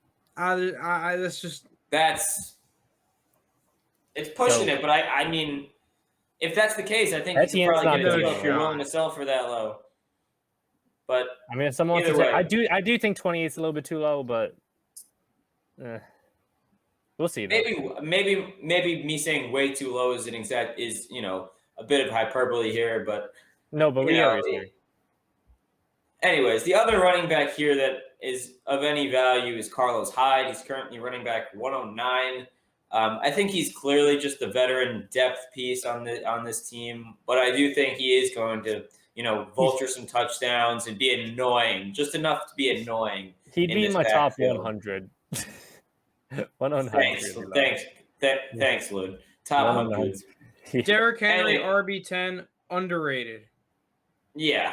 I mean, the guy's going to finish a top 5 running back again. I just don't see how he's not. So I picked underrated because I had to pick one, but honestly, I'm pretty fine with 10. Just because how many good young running backs there are that I think what I would take over Derrick Henry. all those young running backs that won't sniff 2,000 yards in their entire career. Yeah, for next season. Tell me 2 years from now, I'm going to be living way better with J.K. Dobbins or Cam Akers. Okay, well, J.K. Dobbins and Cam Akers is different. Like, their consensus above him. I'm talking about freaking Joe Mixon over here. All right, I actually don't hate Joe Mixon that much. Obviously, I'm going to take Derrick Henry over Joe Mixon. Okay, I'll bring up another name, like Javonte Williams. Well, as a contender, like, dude, you're easily taking Derrick Henry. Yeah, no, for next year, Derrick Henry's better. But, like, in a year and a half from now or 2 years from now, I feel like I'd be more comfortable having Javonte. Well, dude, I like Javonte, too. You're picking the one dude that I'm banging on the table for this year that I have valued at, like, 104, all right? I know. Like, get out of town. Names. There's obviously still the top tier with, like, Taylor, McCaffrey, Dalvin Cook, Saquon, Kamara. It's a lot of good backs. There's a lot. Anyways. As a contender, though, like, he's a phenomenal buy. Yeah, we all know Derrick Henry is a beast, and he's going to be there. The question with Derrick Henry that everyone has is how long can he handle 300-plus touches a season? He's built different, bro. He's built different. I mean, quite literally, he is built differently. But also, Darrington Evans is the massive bait. Massive bait. I like him more than 56. I say he's underrated. I don't like him more than 56. I think there's a lot of guys ranked around that running back 40 to 60 range that I like a lot more than him. I do think he is the back. I do think he is the backup to own. Jeremy McNichols is a better running back than him. My only case with Darrington Evans is do you guys not think the Titans also know about Derrick Henry's ridiculous workload? I think they're going to give Darrington Evans some touches. I think that's the only way they win. If you're trying to win games, you're going to hand the ball to Darrington Evans over Derrick Henry? I will take a one-legged Derrick Henry over Darrington fucking Evans, okay? Get out of here. I don't hate Darrington Evans. I don't hate him. I don't hate him either. I'm not saying I'm buying him. I just said I'd like him more than 56. He's a Jag. You're a Jag. Well, actually, you're not a Jag. But, like, okay, maybe I'll spend half a fab on him. Half a fab? Yeah, I don't want to spend a full fab on him. Come on. I don't think either of these. I mean, I like Darrington Evans, but I think running back 56 is too high. I need him at a running back 75 to 80 price, and I don't think you're ever going to get the owner to sell at that price. Jeremy McNichols is better than him, okay? Like, Jeremy McNichols is nothing. He's actually Jeremy McNichols is irrelevant. He's the actual backup. All right. Anyways, moving on to the Colts. JT. We got JT. Jonathan Taylor, running back 2. We all have him as overrated, but we all have him as the back that we are most confident will maintain their current value. Yeah. So I just think what we mean by this is that, if we're going to move him anywhere, we're obviously going to move him down. We're not going to move him up. So that's why he's quote-unquote overrated. We are all confident in Jonathan Taylor. Even if he has a worse year than last year, he will still be valued at a top 5 running back going into next year. So if you own Jonathan Taylor, congratulations. Good job. I don't know what you want. Pat on the back, a high five. Good job, except for JT. So everyone else but JT. Yeah. A lot. But not Taylor. I think the more interesting back on this team is Nyheim Hines, because he actually finished a top 20 running back last year in PPR formats. He's good. I think us three all have him as the backup to own in the division. I thought it was a pretty easy decision here. It was either him or James Robinson, just because James Robinson's like not really a backup in my opinion, I think. But the true backup to own is Nyheim Hines. He is going to get targets. He is going to be on the field on third downs. He is a good blocker. He's a good pass catcher. And he's going to, give Jonathan Taylor some time on the sidelines to catch his breath every now and then. And the Colts won't feel bad about handing the ball to him. I think we saw that last year, and I think we'll continue to see it again this year. Dude, honestly, JT, I'm fine Nyheim with Hines Hines at 39. could easily have like an Austin Eckler type of rise pretty soon here. I don't think as good as Eckler. I could see like a poor man's Eckler. I mean, he's not going to have Eckler because he's not going to get the opportunity that Eckler got in that offense where he was the number one guy with Melvin Gordon out. But I do think he does, have value here, even as it just feels like the same scenario where like there was Melvin Gordon. Everyone thought that about Eckler. I'm not saying that Jonathan Taylor's going to have a Melvin Gordon. It's a little different. Taylor is way different than Melvin Gordon. I mean, dude, if you were to say 2 years ago that Austin Eckler would ever be anything, you'd be the same argument as Nyheim Hines. Oh, you're crazy. Yeah. Melvin Gordon's going to be there for the next 6 years. Now, I think it's more so that I think Hines is like, he's going to be up in free agency in a year or two. Like, Hines is good, dude. He is a phenomenal talent. He's insanely athletic. He's a great receiver. I think he's an underrated runner between the tackles. Like, I actually might try to buy him. Who's got him in our league? Andrew, good luck, buddy. And by the way, Emily, yes, you can to your question about Marlon Mack, ultimate bait. I've been saying it for years, dude. I'm not touching Marlon Mack with a 10-foot pole. I want 0 parts of Marlon Mack. We're all on the same. All right, let's move on to the clown fiestas, though. The clown fiesta that Houston is Clowns. The Houston Texans backfield. We got David Johnson, running back 54, Philip Lindsay, running back 55, Mark Ingram not ranked, and Rex Burkhead not ranked. The only person. Does anyone want to take a stab at making sense of this backfield? Because it is an absolute clown fiesta. No clear back, no clear starter. No, some of these guys might get cut. Like, I don't even know what's going on in this backfield. It's a mess. I think David Johnson, Ingram probably gonna get injured at some point. I don't think Ingram makes the final roster. I wouldn't be surprised. Honest with you. I do like Lindsey at a running back in the 50s. I still think he's talented. So if his price is, here's the thing, I just don't think whoever owns him is selling for that low. But he's someone I just had a startup draft where I got him super late in that draft. Can you pick him up for a third? Are you selling him for a third? I might buy for a third. Because that's what James Conner is in the same range, right? James Conner's in like late 40s, early 50s, and you can get James Conner for an early third. Like, I think you can get Philip Lindsay for an early third if you really want him. The question is he worth that? Probably not, but I'd pay a mid-third for him. Like 306. I'd definitely think about it. 306 I'd pay for Lindsay. No, I agree. I think Philip Lindsay's the only one. I think David Johnson, to a certain extent, is kind of underrated too. Even though I have him as he's just a guy that's a 30-year-old running back that's had injury history. There's no chance they're not going to score a lot. Yeah, I mean, I'm not going to buy him. It's just if I have him, I'm not going to cut him. I don't even know what the price tag to buy David Johnson would be. He's I'm surprised he is ranked ahead of Lindsay, even if it's just by one spot. Either way, I think we are good to move on from the clown fiesta running back scenario here. Yeah. These Jags wide receivers are interesting. The wide receivers. Yeah, I'm gonna take it here. Laviska Shenault, Marvin Jones, and Colin Johnson are super underrated. DJ Chark. There's like a huge debate in the Dynasty community over DJ Chark. I feel like we are all firmly on the overrated train for DJ Chark. I don't see it. I never saw it. I never understood it. I never understood the DJ Chark hype. I didn't like it. I liked the Laviska Shenault coming out. Marvin Jones is a guy we'll touch on in a second, but I also like Colin Johnson. I think Colin Johnson out of Texas was a very underrated pick. I think he went in like the 6th round, if I'm correct. But I thought prior to his, I think, senior season, he was projected to go much higher than that, and I'm shocked he even second or third round. Yeah, I was shocked he fell to the 6th round, and just in the end. But he's a guy that I think is talented. There's just a lot of receivers in this Jaguars receiving core that are gonna get some targets. I don't know who's gonna make it out on top, but overall, I think DJ Chark is just not worth his price tag right now. I think DJ Chark has been one of the best sells teams can make this offseason to people who are like, oh, Trevor Lawrence is number 1. Like, if you're able to get good value on the Chark sell, congratulations. On the thank God JT is not on right now.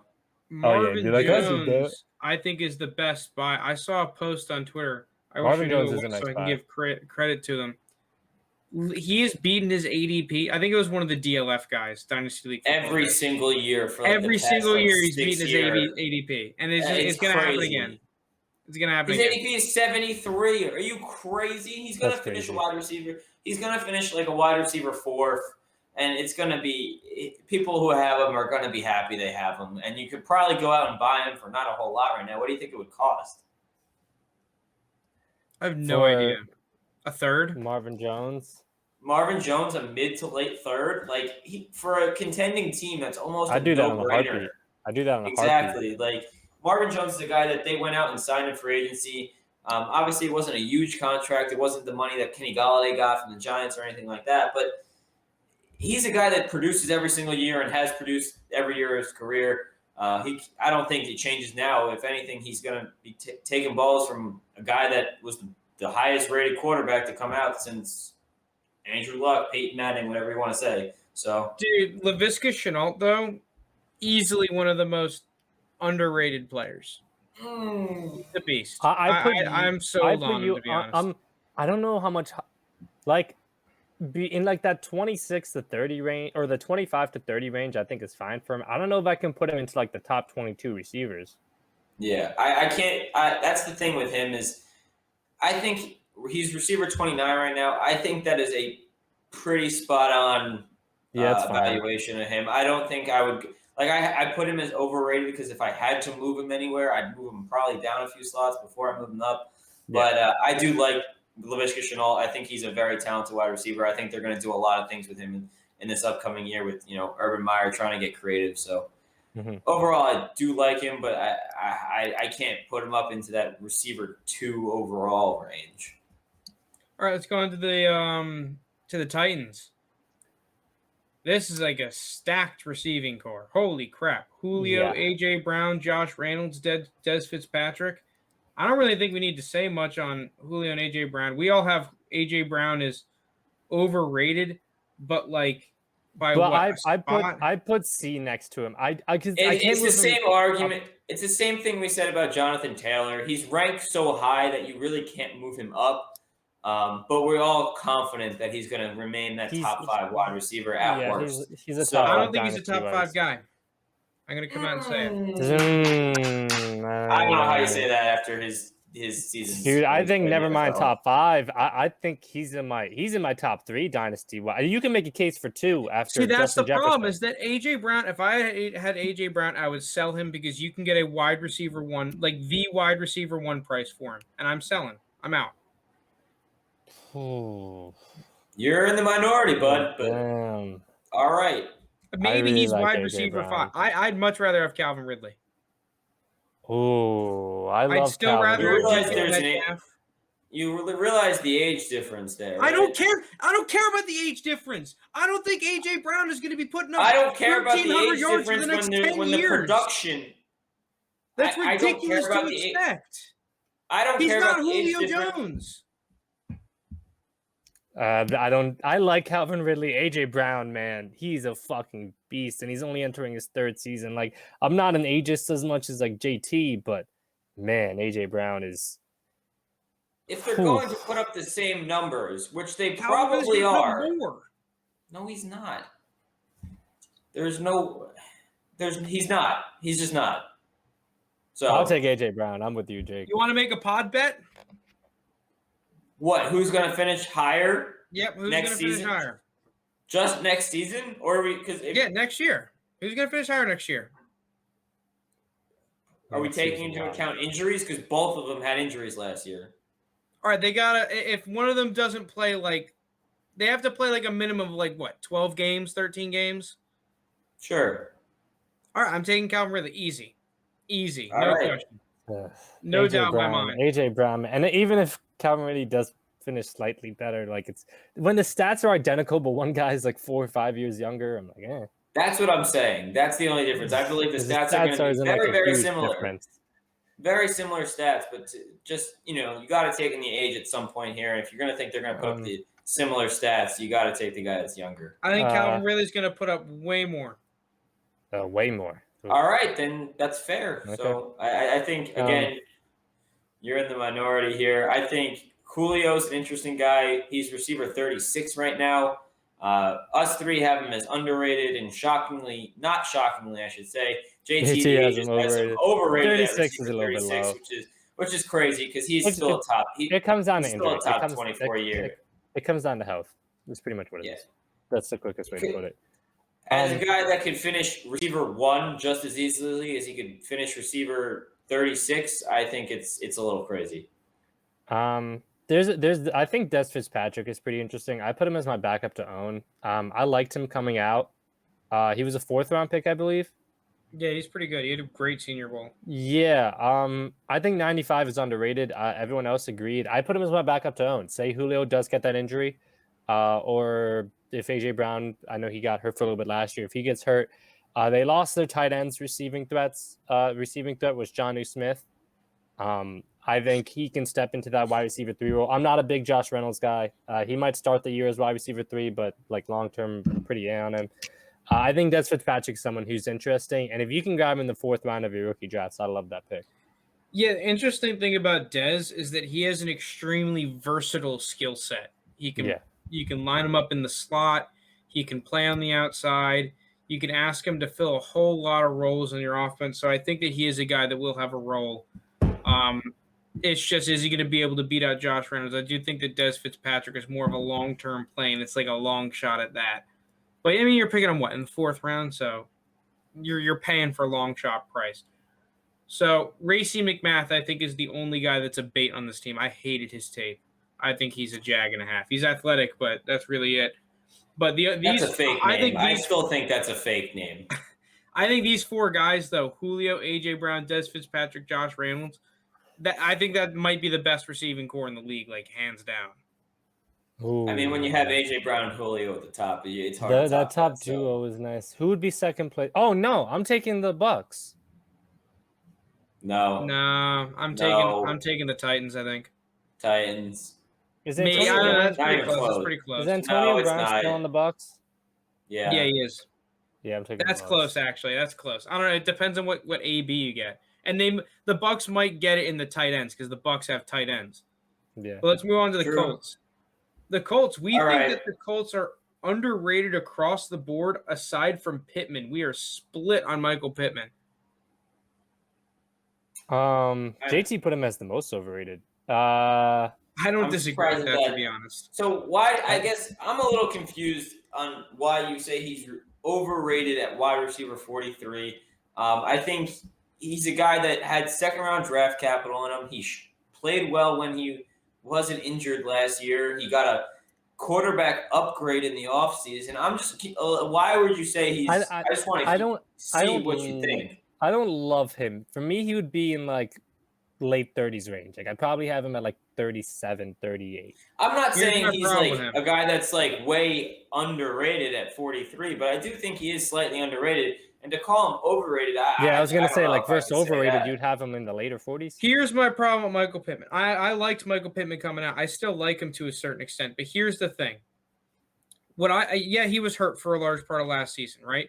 But I saw a guy that was drafted to play he was drafted to stretch the field vertically, to almost replace T.Y. Hilton, right? To be a 50-50 ball kind of guy, be an all-around receiver. I think he's a glorified Denzel Mims. He was really only able to make money underneath. Oh yeah, but here's the thing, right? I think he's a fine hold, but I can go ahead and sell Pittman for like 2 seconds, 2 random ass seconds. I'll gladly do that. I'm out. Like if I can do that, which is what I basically did in our league, like if you're out, I don't want him. I'll take the 2 seconds over him. It depends on what seconds you get. Yes, because as we talked about when we did our mock, I love the top half of the 2nd round. I'm not going to stop. I'm not going to say that's a bad idea, but I think 2 seconds is fine. But if you're going to end up trading him for 210 and 211, something like that, you're just taking dart throws at that point when you probably spent more than that in last year's draft to take him. I'm waiting. And at that point, why are you trading him? I know Wentz also likes those kind of bigger body receivers. I'm not going to go overrated. I'm not saying he's the most underrated, but I like him a little bit more than 43. Yeah. Anyways, but I do understand your argument, Frank. This is a make or break year for him. I don't think he's a terrible player. Like I still like him to a certain extent. The thing is that I really didn't think he did anything, and I can still get. It's almost like you have Henry Ruggs, you have Denzel Mims, you have all these guys that these people just want to hype up so much for underperforming. It's like, I get to get out for the same price that I got in for. I'll take it. Why not? For a similar price at least. Like, maybe not the same, but like for a similar price, I get to get out. I'll take it. I don't want in. I'd much rather have Paris Campbell than Michael Pittman. And it might be straight up, to be honest, because at least Paris Campbell, I've seen it. He just can't stay on the field. I don't hate Pittman. I don't want to buy into him. That's fair. We'll see this year. This is a big year for him. Moving on to the other Indy wide receivers here. We got T.Y. at wide receiver 82. We got Paris Campbell at wide receiver 64. Zach Pascal at wide receiver 100. And Michael Strahan at Michael Strand. Michael Scarn. Michael Scarn. That's how you do the Scarn. Sorry, that episode of The Office was literally on right before this. So that was in my head. You're welcome. You're welcome for that little bit. Dude, I think all those guys are underrated. Like, because I like Pascal, I like Campbell a lot. I still like T.Y. Hilton. So Michael Strand, I want to talk about really quickly. Michael Scarn, because the Colts have been doing this thing over and over and over, where at the back end of drafts, they just take these uber athletic dudes from no-name schools. And eventually it's got to work, right? Eventually it's got to work. Yeah. Michael Scarn, when I watched him on tape, like, I literally called him the Randy Moss of D2 football, because teams literally, it's like, we're just putting 3 fucking guys on him. Like, and he just runs straight. It's just Michael Scarn, run straight. Boom! You just chuck the ball up to him. I actually think he might be all right, and you can pick him up for nothing. Yeah, I mean, he's probably going to go in, like, the final round of rookie draft? The Scarn. That's how you do the Scarn. I hate you both. Anyway, I don't know if you guys have anything else to cover on this Indy receiving core. T.Y. at 82, I don't hate. If you're able to get him for like a mid-late third, if you're a contender, I might take that chance. He had a really bad first half of the season last year, but over the last 6 weeks, in half-point PPR, he averaged about 15 points a game over the last 6 weeks of the season. He finished a little bit better. I have no idea how that receiving core is going to turn on in terms of who gets the most targets. Paris Campbell, I really like. If he can just stay healthy, that's the only thing.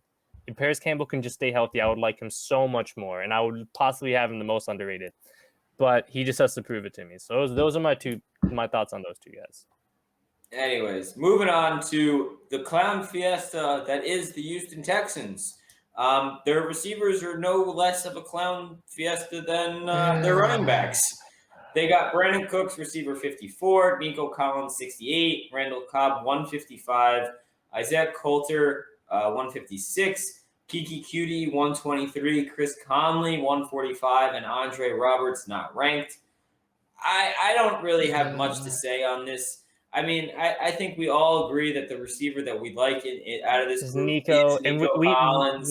We talked about Nico earlier. Dude, I think the tandem between Brandon Cooks and Nico Collins, and then having Cobb in the slot with Conley as well as a 4, like, this receiving group is really underrated. The problem is that their offensive line is booty. Their quarterbacks are trash, and they're not going to be able to run the football. So, like, what are you going to do? But I still like a lot of these receivers. It's just, if you're a contending team, oh my God, this is ridiculous. But yeah, we talked about Collins. This is a really slept on receiver group. There's definitely value here. It's just, when is it going to pan out? Is it going to be this year? Probably not. That's the problem. Yeah, we talked about Nico Collins, how we like him at the end of the second earlier, but that's pretty much the only guy. Like, I guess Brandon Cooks, if you're a contender, can maybe sub in some weeks in the flex. Maybe. Dude, if you're the Texans, like, you're throwing this year. Yeah. You're throwing. Like, you need the number 1 pick. You need a top 3 pick. If you don't get a top 3 pick, that is a throw. Unless your team is, like, all of a sudden insanely good, which is probably not going to happen. You need a top pick. I would be appalled and bet a lot of money that there aren't 3 teams that finish worse than the Texans. Like they're literally I just would be replacing the shocked. Jaguars from last Yeah. year. Like the Yeah. Jaguars, I would we be all knew they shocked. needed a top pick. Yeah, and we all knew they were going to be the worst team. It's the same thing with the Texans. I'm expecting. And then they came out and won week 1. Yeah, the Texans are going to win week 1, and then they're going to suck. Yeah. Anyways, moving along into the tight end section. This division for tight end is absolutely brutal. I'm just going to run through it really quickly, and then we can come back. Anyone. Dude, we were talking about the NFC East with running backs. Holy crap, this is worse with tight ends. The AFC East with running backs. Oh, yeah, the AFC East. So I'm just going to run through all the tight ends in this division real quick, and then if anyone has anything to say, we can come back to it. We got Luke Farrell, not ranked. James O'Shaughnessy, not ranked. Anthony Ferkser, tight end 24. Jeff Swaim, not ranked. Jack Doyle, tight end 54. Mo Alley Cox, tight end 39. Kylan Granson, not ranked. Brevin Jordan, tight end 30. Jordan Akins, tight end 59. And Cale Waring, not ranked. I really don't have much to say. The one guy I kind of like is Mo Alley Cox. I think he's kind of interesting, especially they don't have like a ton of receiving targets on the Colts, so it's kind of anyone can step up. He's the only guy I think kind of somewhat. I don't know if I would roster anyone but Mo Alley Cox. Maybe Yikes. I guess Brevin Jordan's kind of interesting. He's a rookie from I wouldn't Miami. roster him though. If I had him, he'd be in my taxi.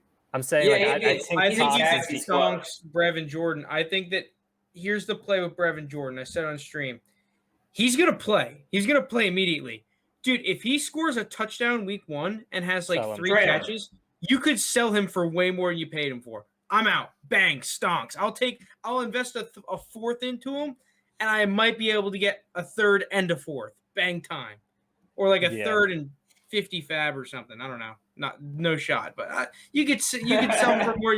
He scores a touchdown, you cash in, baby. Let's ride.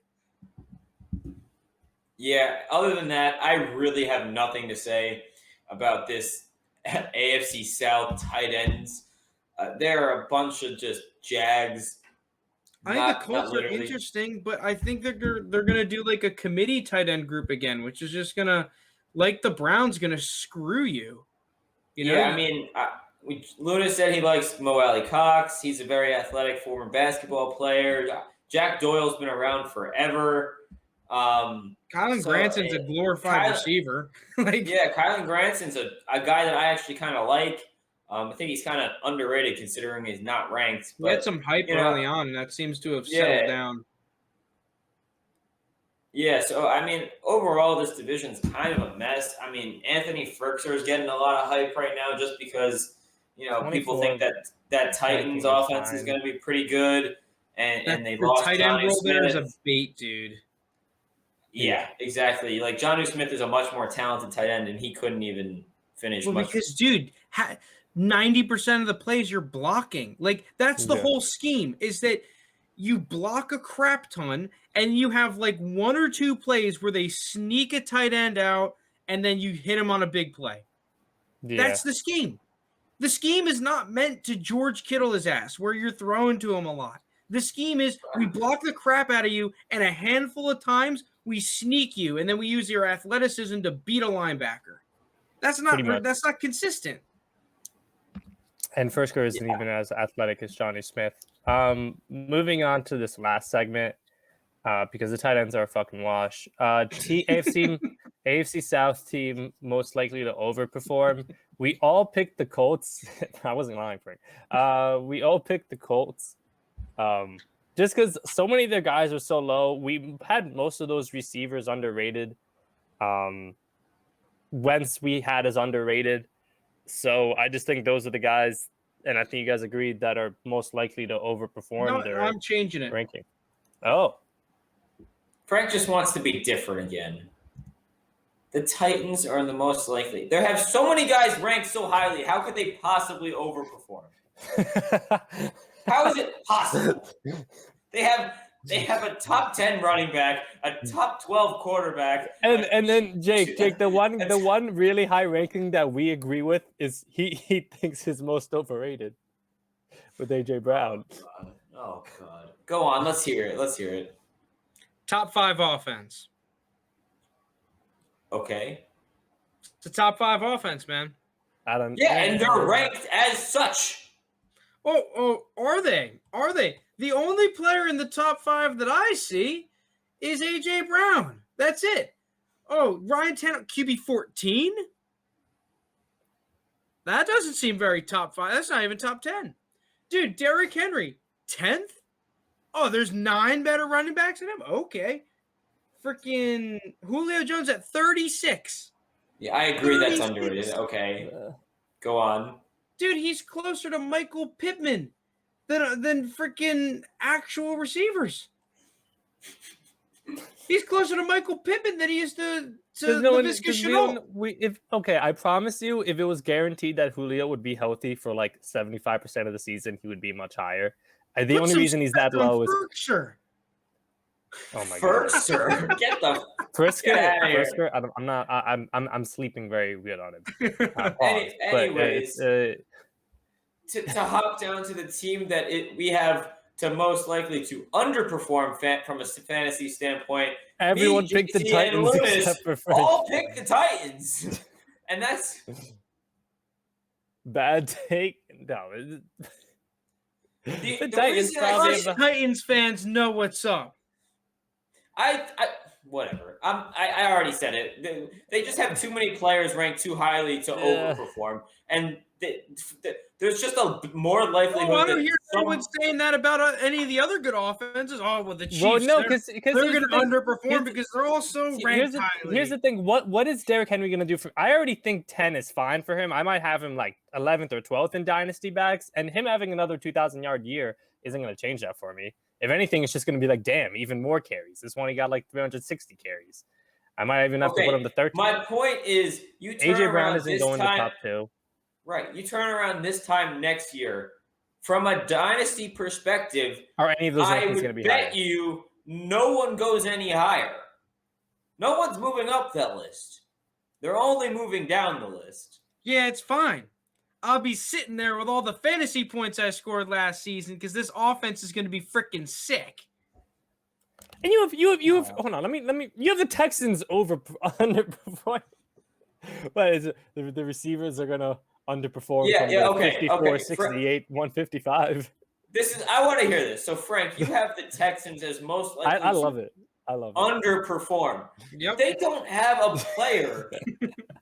Their highest rated player is Deshaun Watson, who's 16, who we think is underrated. They're trying. Their over/under is 4.5. This should be 1.5. Like, I don't think they win a game. It should be 1.5 for their team. How could they be underperforming? You want to know how they could be underperforming? Because I'm not going to roster any of these freaking guys. There's like 3 receivers that I'd roster. Everyone else, get the hell off my team. Get off my team. The problem is they're ranked so low, I don't think they can underperform. They're already at the bottom. They have a number next to them. Brandon Cooks is like 54. Every single one of their players should have an NR next to their name. But I see a whole lot of numbers. Go any lower. It's like the Jets last year. Everyone's like, oh, well, I'll buy into their running backs because someone's got to get the ball. Dude, I don't care. You can hand the ball to them 30 times. They'll get half a yard to carry en route to a 30-3 loss. Dude. Frank Gore will always get you 3 yards to carry. 3 yards, baby. Exactly 3. That's it. They have 2 receivers ranked higher than any Patriots receiver. Yeah, and there's no Patriots receiver that's any good. We're not comparing them to a good receiving core. You put some respect on Jacoby Myers' name. I think I'd rather have Brandon Cooks, but that's the only thing. Nico Collins or Jacoby Myers, Frank? Well, I like Nico Collins a lot. Yeah. But for this year, I'm taking Jacoby Myers. Are you kidding me? Jacoby Myers is going to put up numbers. I actually think Nico Collins might put up better numbers. It's going to be close. It depends how that receiving core plays out. But you're going to tell me that you Texans offense is going to be garbage time heaves. That is and they're the ranked only that way. thing you can hope for.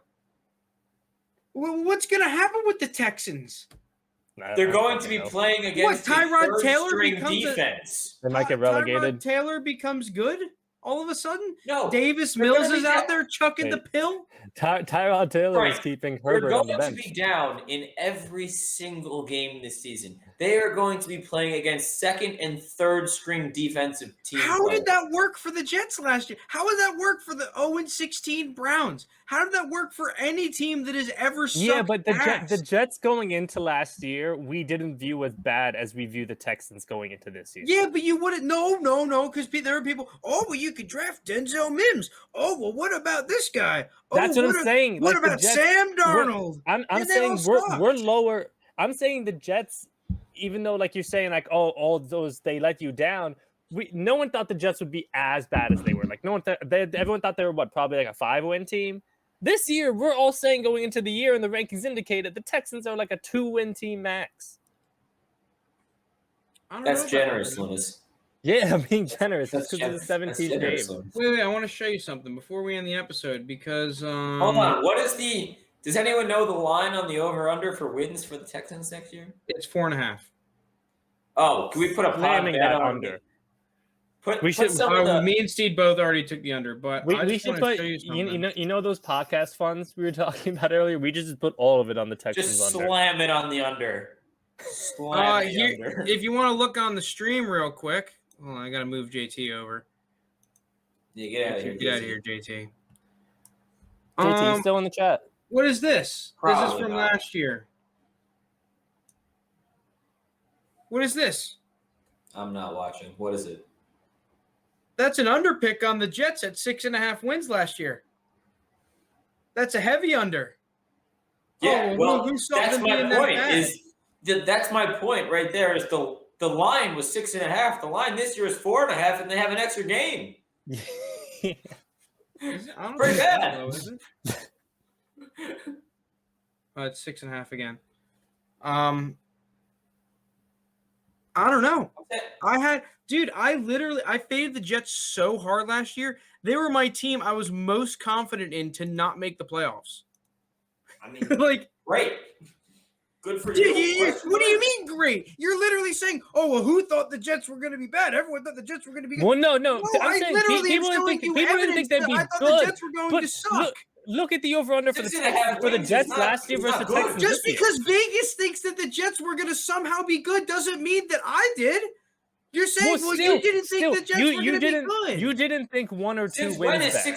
6.5 wins good? That's still what bad. What do you mean? I literally picked the Jets last year to be the team most confident that they would not make the playoffs. Does that sound like I think that that's going to be a 5-win team? I'm saying everyone is lower on the Texans heading into next season than we were the Jets heading into last season. That's what I'm saying. They're similar teams, though, and they're both trash. The Jets How are they going to overperform anything? They're trash. They're going to be trash. Anyways, I think we can end the episode on this nonsense that is the Jets-Texans who... The Jets-Texans rivalry. I think the real question is if you combine the Jets and the Texans rosters, what their record would be. But that's a different argument. Anyways, thanks for listening, guys. This brings us to the end of episode 44 of the 3rd and 20 Dynasty Podcast. If you made it this far, I know it was kind of a longer one. Thank you. If you want to hear anything, you want to let us know, send us a tweet, send us a comment, do whatever you need. We'll respond. Like us, follow us, do whatever you need, all that good stuff. Thanks, guys.